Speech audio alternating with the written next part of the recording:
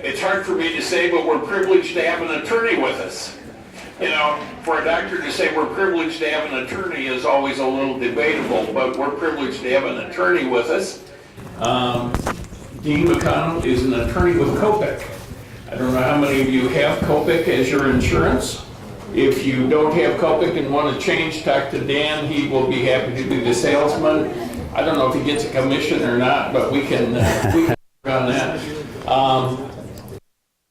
Presentation will be good for CME.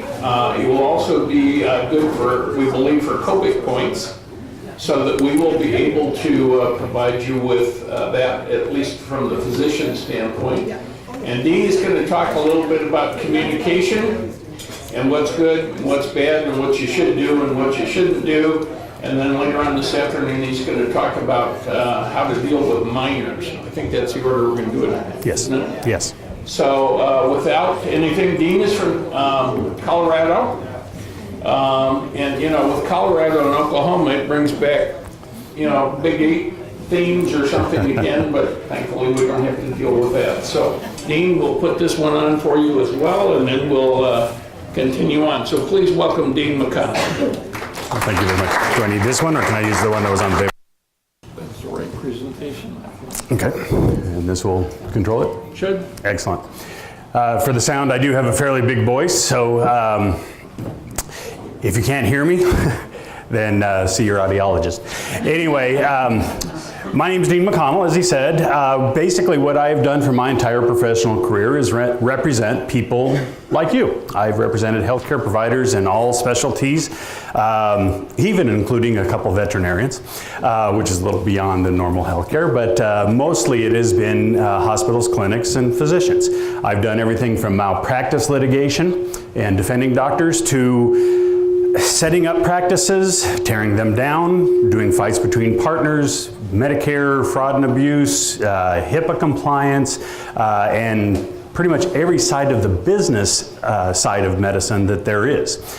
I've done unemployment claims, regular employment claims, and even antitrust claims. So I've got a fairly broad experience. I am getting gray and old, so now I have a little bit more time to actually talk to you folks. And what I really like about my job now is that I can actually talk to you before you get into trouble. Now, our topic today is protecting your communications in a value-based system. Well, I hate to tell you this, but really what that comes down to is HIPAA and dealing with HIPAA. There are a few extra statutes that we're going to talk along about today, but I snuck in a HIPAA presentation on you without any of you really knowing it.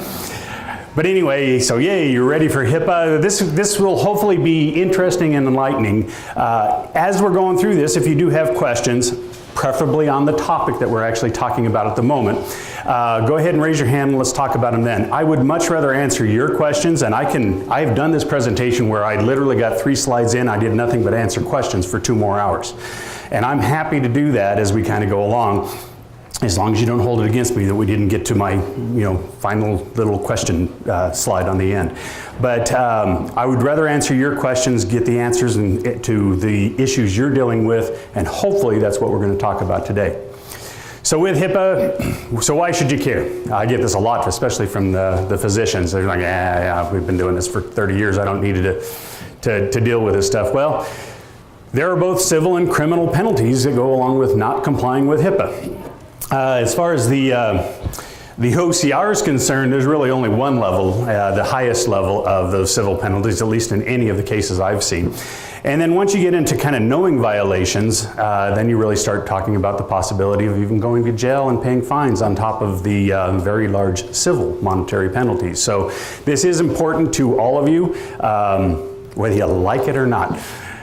All right, so let's talk about starting this, especially in kind of this ACO and health information exchange kind of environment. There's a few really important terms under HIPAA that you need to be aware of. The general rule under HIPAA is that you are not allowed to use or disclose protected health information as a covered entity unless you obtain an authorization from the patient, or, very big or, an exception applies. And there's a lot of exceptions, and we're going to talk about some of those as we go through this today. Now, one of the ones that, two of the terms, really this business and this OHCA, are really very important when you're dealing with this kind of ACO environment. A business associate is anybody who receives, transmits, creates, or maintains protected health information on your behalf as a covered entity. So creates, receives, transmits, those are all pretty clear. Maintains really means, that's HIPAA speak for stores. So it also applies to the information that you have in your backups, in your backup drives that you use every day. Thank you. And anything that you might be uploading and storing and saving on the cloud, especially on the cloud. So in this environment, if the ACO is a separate and distinct entity that is acting as a service provider to you, then they are going to be a business associate. However, that's not always the case. An ACO may actually be another covered entity as well if they're part of a clinically or an integrated system. And that's when the phrase here under this OHCA, which stands for Organized Healthcare Arrangement. That's HIPAA speak for a group acting like it's a single group, or a bunch of different people acting as a group. The classic example of this, the one they gave in the original guidance, was a hospital system, or in the hospital environment. You know, obviously you have a hospital, you have employed nurses, you have a bunch of employed APNs, and in a variety of different states, depending on which state you're in, you may actually have employed physicians as well. They're permitted to kind of act like one giant entity that are all related, and that they can act like a single covered entity in that process. An ACO can also be in that same kind of process, if depending on how they do it, and we'll talk about that in just a second. But so an ACO can be either a business associate or an OHCA, depending on the overall structure and how you hold yourself out to the public. The final, well, one thing here, with transmits, that's a very big concept. Because if you think about it, every time you mail something, every time you email something, that information is going to go to the post office, to UPS, to FedEx, or to your internet service provider. There's a link in that hub that before your email, even your secure email, goes out. Or your text or whatever else it is. Now they realize that having a business associate agreement with anybody who might transiently touch your PHI is a little ridiculous. Are you going to get Google or any of the large ISPs or the post office to sign off on a business associate agreement? I don't think so. So they did carve out that mere conduit, but any other time somebody has possession of your information for an extended period of time, they are probably going to be a business associate. Now, if an ACO, let's back up just a little bit, if an ACO is acting as an OHCA, the way you can tell, or at least the way they have to do it, is one, they have to hold themselves out to the public as operating as a single entity. They also have to engage in joint participation in several key areas. Utilization review, that's them looking at how efficiently you're operating. Quality assurance or improvement of care is another area, or for the purposes of payment. And it can be any one of these operations that they can do. Now, one of the things they also have to do is they have to send out notice and tell the people who are involved, the patients who are involved, that they are, in fact, we are operating as an integrated ACO. And if they are participating in the Medicare Shared Savings Program, they also have to send out a very specific notice that basically says the exact same thing, but also says that we're participating in this shared program. The big thing on the notice is really that you have to give the patients the opportunity to opt out of them sharing the information. They don't have to affirmatively jump in, but they have to be told that they have the right to opt out of that information being shared. So that's the key to that one.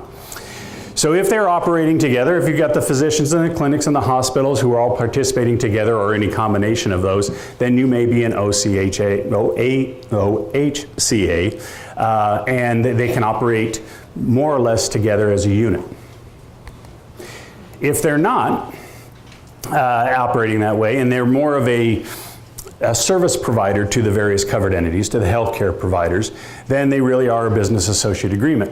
Now, on the top level, you can see that they may be acting together as the organized healthcare arrangement, but if they're not acting as part of a unified group and the ACO itself is a separate legal entity and a separate operating entity, then they are actually acting as a business associate for the OHCA, or the providers, the covered providers, participating providers. So you need to have a business associate agreement in place, and you need to play by those rules. Now, it gets kind of intricate then from there is, well, what happens about some of the other folks that are also involved in that process? And I just wanted to give you a heads up on several other ones. So if you've got, this doesn't need to be a hospital supporting ACO. If you've got a physician that's going to participate on an outside level to provide a service to the ACO on behalf of the participating providers, that entity may also be a subcontractor to the business associate, which is essentially a downstream business associate is what most lawyers call it, because it makes more sense to us. And they have to, and under the high-tech amendments that went into effect or were passed in 2009 and the regulations came out in 2013, you really need to be careful about recognizing who those folks are, because even a subcontractor of a business associate is now considered a business associate under HIPAA. Clear, right? Also, for example, if you were to do, if the ACO were to do a case management evaluation in order to set up a diabetes support program, and they were to hire an independent case management company to do that analysis and to maybe come up with some suggestions, that entity itself would be a BAA to the ACO as well. So, and I did steal this from a presentation from HIMSS, and I just wanted to at least give the appropriate credit. I thought this was a nice little explanation, a nice little pictorial that could actually do it, and rather than create something new, I used what I thought was very good in the first place. So that's kind of the fluctuations of how they work with the ACOs. Now, what's required with a business associate? Okay. Now, the primary thing that covered entities, healthcare providers, need to do is they need to make sure they have a business associate agreement in place with their ACO if they're acting as an independent entity, or if it's a health information exchange, they need to make sure that they have that business associate agreement in place with them.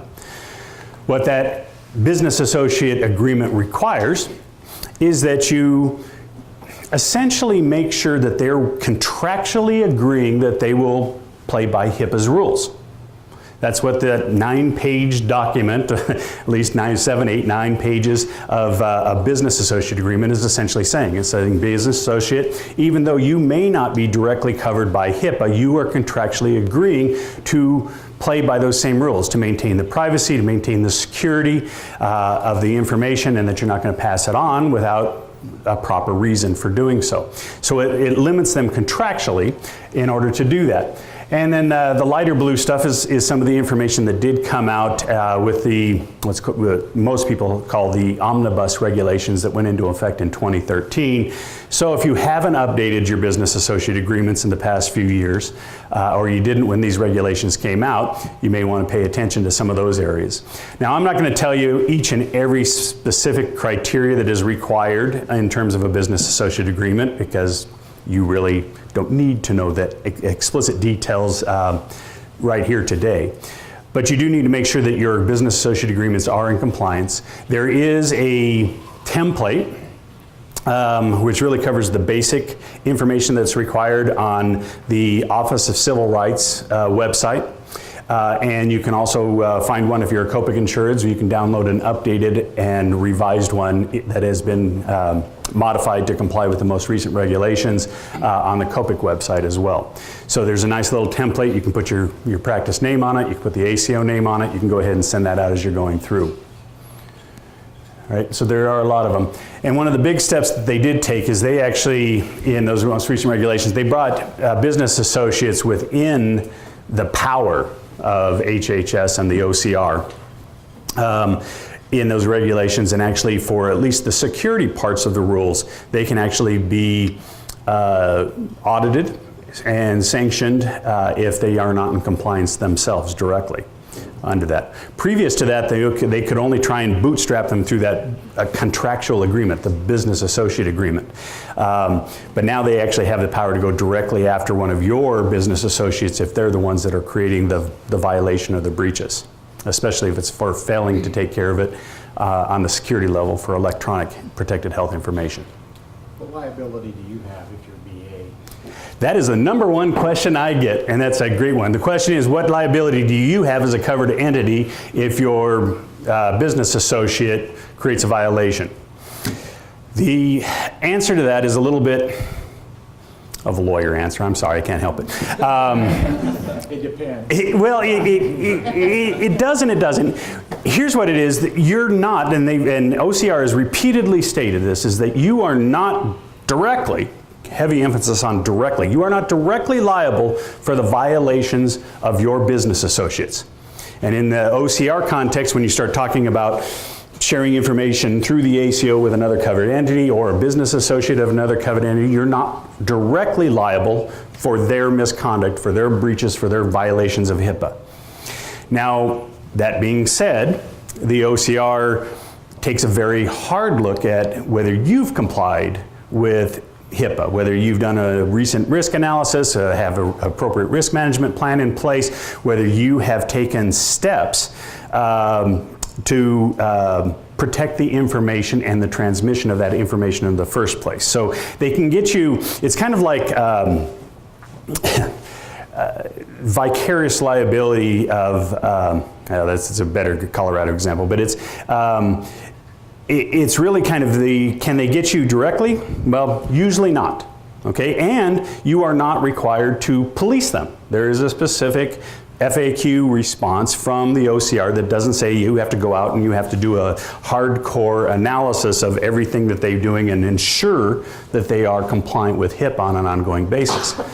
That being said, there is one case where they punished the covered entity because their business associate didn't even have a firewall on the information where they were going to keep it, and it was very incredibly loosely protected from a security standpoint, and they did hit the covered entity for not knowing and even asking the question as part of their business associate agreement process at the very beginning. Now, that's one case, that's kind of a one-off, and it's contrary to almost everything else they have repeatedly published, that you are not directly responsible and that you are not required to police them. I think that if there are several hospital systems that send out kind of this fairly detailed, fairly invasive questionnaire asking all of their business associates, tell us exactly what's going on. They even ask questions like, gee, did you find any weaknesses and what are they? Well, COPIC, at least in some respects, is a business associate to everyone it insures. We actually sign a business associate agreement as part of your enrollment process or renewal process. And so they sent one of those to me, and I was like, I'm not telling you what our weaknesses are in our system. That in itself is making a bigger weakness. I'm not going to tell you so that somebody inside your organization who might have access to this information can now penetrate our system or at least find out where we had a weakness if we haven't fixed it yet. And sometimes it takes some time to fix those weaknesses. But I don't think we have any, quite honestly, because we have a very significant IT department, something most of you don't have the benefit of. But we've probably got 10 people that work on a full-time basis at COPIC on our IT to help protect all those things, and they're constantly looking at this type of stuff. Maybe a hospital has a similar kind of IT system, but most of you as individual practices probably don't have that kind of benefit. So while I don't think we do, and I think we monitor this on a very ongoing basis at COPIC, I'm not going to tell you, and I wouldn't tell them, I wouldn't tell the hospital system what our weaknesses are and what steps we took to protect them, because that to me itself was creating an additional weakness. Now now I got away with that. Now, would you get away with it? I don't know, but I don't think that was a smart move on their part, because once they took that step of monitoring, of policing their covered entity, or excuse me, as a covered entity of their business associates, I think they assumed the duty and may have increased their potential liability by their own actions. They took on that responsibility. Once you start asking those types of questions, then you have the responsibility for making sure you're following up with the answers. So if they do reveal a weakness, you need to take action. Now, the second thing you have to do as a covered entity is if you find out that your business associate is breaching it or is doing something wrong, you don't have to go out and ask, but if you find out about it, you need to take steps at that point to mitigate the problem on an ongoing basis, and you need to potentially even terminate the contract with them if they don't fix it or cure the problem. And you need to watch it. Once it comes to your attention, HIPAA does require that you actually don't just stick your head in the sand like an ostrich and ignore the problem. You actually have to take steps at that point, up to and including termination of the agreement. And your business associate agreements should have a provision in there that says we can terminate this if you're violating. Yes, ma'am. How often do we need to have those business associate agreements signed? I mean, if we get one signed, how long should we wait? So how often do you have to update your risk assessments and risk management plans? There's not a specific time required, but they must be updated periodically, and that's what HIPAA says. Now, what's periodically? Is it every month, every year, every 2 years? I think the best practice is that it really needs to be looked at least every year or 2 years. 2 years, you're pushing your luck. 1 year, you're probably on pretty solid ground in terms of looking at it. And this is not a immodest effort that you're going to have to go through. I mean, this is probably, just to look at it every single time is probably a 40-hour, work hour endeavor if the person knows what they're doing in the first place. So it's a fairly significant looking at it. But I'll tell you, when you look at most of the penalties that the civil monetary penalties that have been issued in the last, particularly the last 3 years, that has been an emphasis in almost every one, is that, gee, they did this risk assessment plan in 2003, or 2002, and they haven't looked at it since. That they became aware of a problem that they had, and they didn't update their risk assessment, the risk management plan, and their policies and procedures to address it. So if it's not a direct basis for the penalty itself, it is a aggravating factor that they'll take in terms of how much they want to fine you in this process. And those fines, for smaller practices, they're kind of scalable along with supposedly the obligations under HIPAA. But for a single practice, the fines are in the $150,000 to $500,000 range. For larger systems, larger practices, and hospital systems, they're usually more in the 1.5 to they just did a $5.5 million penalty about a month ago. So the bigger you are, the more they expect from you, the more they expect of you, the more they fine you for your failure to comply. And then the other option to that is the more sensitive the information is, the more they're likely going to issue a fine. Now, they don't issue a fine in all things. They love the mea culpa and see what we did to make sure this never happens again. And that was always the defense perspective I took when I had somebody call me up and say, geez, we just sent this information out. Somebody lost an entire computer or backup drive, or was stolen out of their car. What do we do now?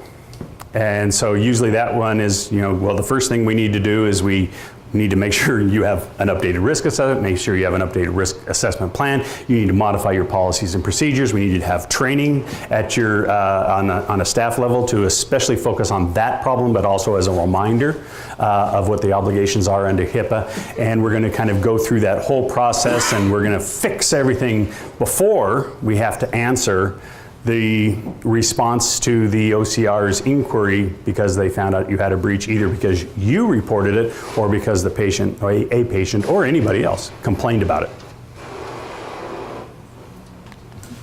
All right, so let's talk a little bit about then disclosures, what can and what can't be disclosed under HIPAA. In particular HIPAA, but here we go. So there are 2 times actually under HIPAA when you must disclose information. One is if the patient asks for it. In HIPAA speak, that's the individual. And they use the word individual because it can also be the personal representative of a patient. But you must give that to them. Now, most of you probably ask for an authorization from them when they sign that.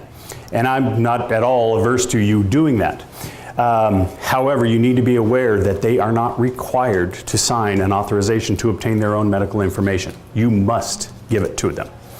Now, you can require that the request be in writing, but only if you have specifically put in your notice of privacy practices, that lovely little, probably, nice little thick notice that you give every new patient or every time you modify your notice of privacy practices to all the patients as they come in. If you put in that they have to make that request in writing, you can make it in writing. And if that writing happens to be an authorization form, that works for me. But just remember that if you haven't covered yourself in that regard, your denial of access to their records to a patient themselves or their personal representatives is a violation. And it's been one of the top 5 violations since HIPAA went into effect for the last 15 years now. Okay. The other time you must give protected health information up is when HH asks for it as part of an investigation under HIPAA. You write the rules, you write the mandatory exceptions, so that they don't have to jump through all these hoops and they can't get the answer back, I'm sorry, that's protected by HIPAA. So HHS wrote themselves a nice little exception to this rule by writing it into the regulations themselves. So those are 2 times when you must give up the information. Then we have a whole bunch of exceptions.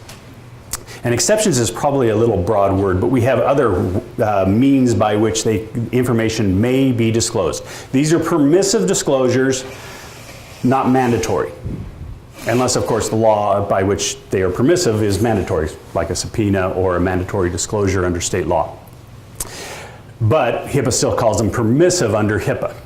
Okay, so you don't have to give this information up because they satisfy these criteria. Now, there's quite a few of them. We'll do a quick overview of them, then we'll talk about some of the ones that probably affect your practice and in the ACO environment itself. So the big one is treatment, payment, and healthcare operations. That's probably 95% of all the disclosures you're going to run into in over time. And those are the big 3. So TPO. Another one is that there are several options or opt-out disclosures that are also permissive. One is facility directories. One of the big myths that's out there is actually pertaining to family and friends disclosures. HIPAA allows you to actually make disclosures of protected health information to a friend or a family member without an authorization signed by the patient. You're trying your battery. Oh, is that what we got going on? I don't know. Which one? Yes, sir. So where does, say you got called to like a malpractice case, or I think I had a colleague who got called to like maybe like a case where they're fighting with children and they were asking about medical care. I think the lawyer kind of grilled her saying, well, can you disclose any of this stuff, on the stand? Where would that fall with some of this stuff? If you're called as a witness and MVA comes up, a motor vehicle accident, or really the custody and divorce comes up fairly frequently, that falls within the judicial and administrative exception. What I'm going to tell you kind of up front, and I've got this as kind of a specific topic, but really the bottom line on that situation is somebody ought to have an authorization signed by the patient. The patient's in the middle of this somewhere. And if they can't get an authorization from the party that's involved in the lawsuit or the litigation, you really need to act with additional care and caution, because now you're walking into a potential fight between them and you're getting stuck in the middle. So what I'm going to have you do initially is push that right back out, say, I want an authorization from the patient. This is a permissive disclosure even under the judicial and administrative exception. I don't have to give it to you. I want that, or I want a court order. So if the attorneys are fighting, they won't agree, and they don't. The one who's representing the patient doesn't want the information to get out because it's got a past history of drug use or child abuse or a variety of different things, or just mental depression or something along those lines. And they just don't want the information, so they won't give it up. Well, there's a way for the lawyers to get a court order that says this information is relevant and pertinent to the litigation, therefore you must give it up. That'll suffice as well, or potentially even better, than an authorization signed by the patient. So in those circumstances, I'm going to have you immediately push back out. Even that initial phone call from the plaintiff's attorney or the patient's attorney, I want you to push back out and say, you know what, just give me an authorization. If you don't have an authorization form handy, callcopic.com you can download a form that is compliant with HIPAA. It's been updated since 2013 to make it. It covers almost every single possible ramification. It will also cover you for SAMHSA and the mental health and the substance abuse records that come in there as well, if that's part of what they need to do. But get that authorization. That's what I'm going to tell you. There are ways to get around it if you have done that and made that communication without necessarily thinking about it, saying, well, the attorney's asking me, it must be okay, right? I've even had DAs send what I consider to be potentially criminal violations of HIPAA by sending invalid and completely worthless subpoenas. And I called him up on it. It was a San Diego DA in this particular situation. I called him up on it and said, what are you doing? You know that your subpoena from San Diego, from California, is not worth the paper it's written on in the state of Colorado. That's where it was at that particular, still applies to Nebraska as well. And he says, yeah, I know, but we get the records. And this is somebody whose job it is to enforce the laws. I mean, that's just not an attorney. That's actually an attorney whose job it is to, administer justice under the law, and that's what he was pulling. So be careful. I hate to say don't trust the attorneys, but you need to make sure that, that attorney was not subject to HIPAA. They're not a covered entity. They weren't your business associate. They haven't violated HIPAA, except for perhaps some of the criminal ones, because he knew that he was actually asking for it and attempting to obtain that information through false pretenses. But as the attorney that calls you up and says, hey, I want to talk about your care. We got a lawsuit going on. We got a custody battle. I need to know what was going on with the child or the child's records or the mother's or the father's records. And I just want to know.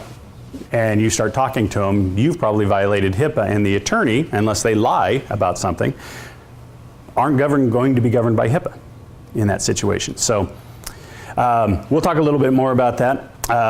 Probably not a whole lot more than that, but that is kind of the big takeaway I want you. When the attorneys call, get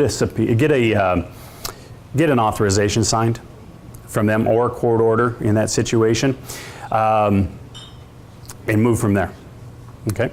So kind of back to the opt-out options. Again, there's facility directors, there's family and friends, and a big myth is that family and friends requires an authorization. You are permitted under HIPAA to communicate the minimum necessary information to a family or friend member that is involved in the care or the payment for the care of a patient. Now, you can most of the time grasp that from the overall circumstance. The patient comes in, an elderly patient comes in, and the daughter or the son is accompanying them on a regular basis. They walk into the room with them. Maybe they stay out in the lobby. Maybe they actually go back to the exam room. They come back to your office for a consult. That's pretty obvious from the situation that they're involved in the care. If you don't, and you can reasonably rely upon a competent patient to say, yes, they're involved, it's okay, I don't have to have an authorization necessarily signed. Now, if you have an authorization and you want to cover yourself, I'm always in favor of asking for that authorization. It gives me good documentation. I know there was a heavy emphasis last hour on documentation, and I would echo that. That's where most of the problems come up. Not that you didn't do the care, but as far as Medicare is concerned, if you didn't document it, it wasn't done. You remember that from residency? It wasn't documented, it wasn't done. That's a lie. That's not true in any way, shape, or form. And I fought that when I was doing medical malpractice cases, because I know you did it. You just may not have documented it. Same thing applies with Medicare billing. Same thing applies with liability cases. I need you to document your thought process. I can defend your thought process most of the time when you give me that reasonable, rational line of thought that you were giving. And it's also going to apply in HIPAA that if you go ahead and make sure that you document that, you get the authorization signed, or you put it in your medical records that, patient came in with their son, their daughter, their mother, their father, and were requested to share the information. Document that wherever it is. The more you document, there's an old ancient Chinese proverb that the faintest ink is stronger than the strongest argument. And there's a lot of truth to that when it comes down to defending you in any case, regardless of the information.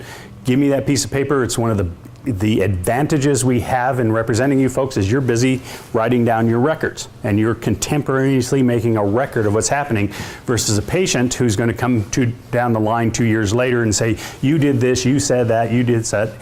And you say, nah, that's not what it says in my record. That's powerful evidence, so make sure you get that documentation down. Sorry, little aside, because